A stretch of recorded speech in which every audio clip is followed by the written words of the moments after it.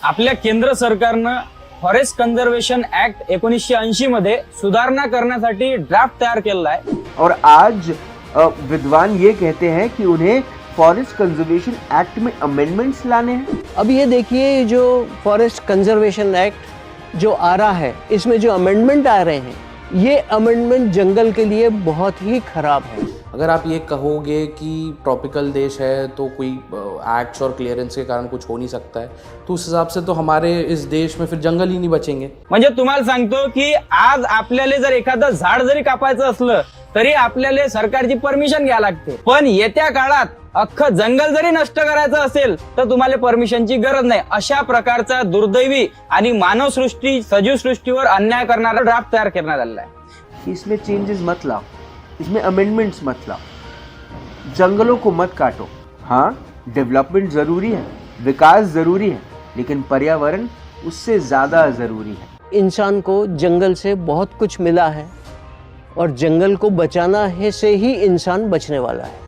ये पूरा एक कंक्रीट का जंगल बन जाएगा, पेड़ पौधे नहीं रहेंगे, पेड़ पौधे नहीं रहेंगे तो प्रदूषण फैलेगा, प्रदूषण एब्जॉर्ब नहीं होगा, वर्षा बराबर नहीं होगी, और भी बहुत से पॉइंट हैं जो हमें जंगल ही देते हैं। बहुत से अपनी दवाइयाँ बोले तो जंगल से ही आती हैं, इसलिए हमारे जीवन में जंगल का बहुत बड़ा महत्व है। आता हा जर ऍक्ट पारित झाला तर NHAI, रेल्वे यासारखे जेवढे सरकारी कंपन्या आहे यायले म्हणजे बिनशर्त परमिशन भेटून जातील। कोणतंही काम जर यांना करायचं असेल तर त्यांना फॉरेस्ट वाल्याची परमिशन घेण्याची गरज नाही पडणार। तर एखाद्या माणसाची प्रॉपर्टी जर एखाद्या जंगलात असेल तर तो रोड 0.05 हेक्टरचा विदाउट परमिशन तो तिथं बांधू शकते। 0.05 हेक्टर म्हणजे काय झालं माहिती आहे का? 1 किलोमीटरचा रोड आणि 10 फुटाचा चौड़ा रोड विदाउट परमिशन। जब आप कोई एक ज़मीन लेते हो तो वहाँ उस ज़मीन पे आपको एक फ़ीस देनी पड़ती है। ये जनरली लीज पे दी जाती है ज़मीन।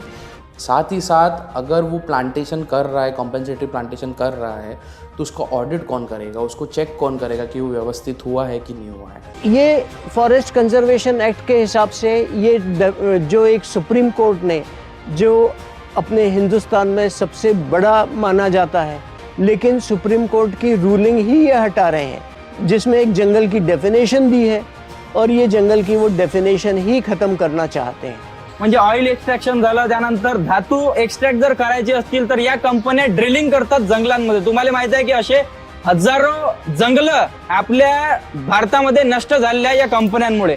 पण या कंपन्यांना फायदा झाला पाहिजे यासाठी तुम्हाला सांगतो, या कंपन्या जर जंगलाच्या बाहेरून खालच्या साईडनं खोदून जंगलात जर जात असतील तर यांना परमिशनची गरज नाही पडणार। 1980 च्या फॉरेस्ट कंजर्वेशन ऍक्ट मध्ये यांना परमिशन लागत होती, पण आता जर हा एक्ट पारित झाला तर याला परमिशन की गरज नहीं। एक जमाना था कि आप 10, 20, 15 फुट खोदे आपको पानी मिल जाता था कुओं में। आज 80, 90 फुट खोदने के बाद भी आपको कुओं में पानी नहीं मिलता। उतने गहराई तक पानी पहुंचता कहाँ से? जंगल से ही पहुंचता है।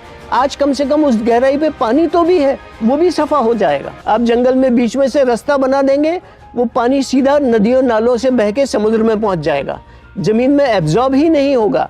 लातूर में कितने सालों से ट्रेन से पानी पहुंच रहा है। ऐसे ही बेंगलोर की हालत क्या हुई, चेन्नई की हालत क्या हुई। बेंगलोर जो ग्रीनेस्ट सिटी हुआ करती थी, वहाँ पे पानी खत्म है। एकदम से कैचमेंट एरिया में पानी गिरता है, वो बह जाता है। जहाँ झाड़ रहते हैं, जंगल रहता है, वो धीरे धीरे एब्जॉर्ब होते हुए बहता है, वही आपको ग्राउंड वाटर में काम देता है। और यहाँ एक सवाल है कि क्या वाकई में हम जंगल को बचा पाएंगे, हम पर्यावरण को बचा पाएंगे, हम उन्हें बचा पाएंगे जिनकी वजह से हम हैं। नेचर को इसलिए मत बचाओ कि नेचर खतरे में है, नेचर को इसलिए बचाओ क्योंकि इंसान खतरे में है।